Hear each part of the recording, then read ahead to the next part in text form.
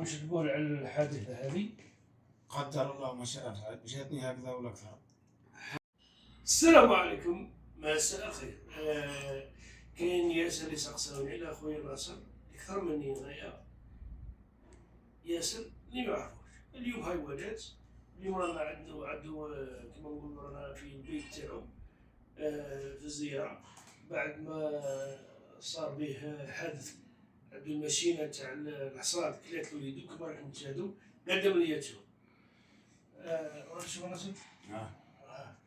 الحمد لله جات سلامات كما راكم تشاهدوا. الماشينة كلاتلو يدو الحمد لله هكذا ولا أكثر.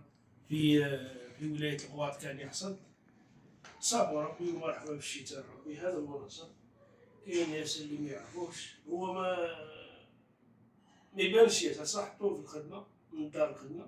اليوم هاي ولات، نتمنى له الشفاء العاجل. هذا موسى نسيبو نطرح الموسى. ربي يجيب له الشفاء ان شاء الله، ان شاء الله طاهر ورجال دافع بلا ان شاء الله. وهذا ثاني نسيبو. الحمد لله يا ربي هكا ولا اكثر. الحمد لله ربي يجيب الشفاء ان شاء الله. احنا نقول الحال كل حال الحمد لله. هذا هو ناصر قدام رسول ناصر كما يقول كليمة. ناصر وش تقول على الحادثة هذه؟ قدر الله ما شاء فعل، جاتني هكذا ولا أكثر. الحمد لله كما طالت يدي رجعت العملية إن شاء الله ناجحة 90%. ونقول الحمد لله يا ربي هكا ولا أكثر. الحمد لله والمصاب.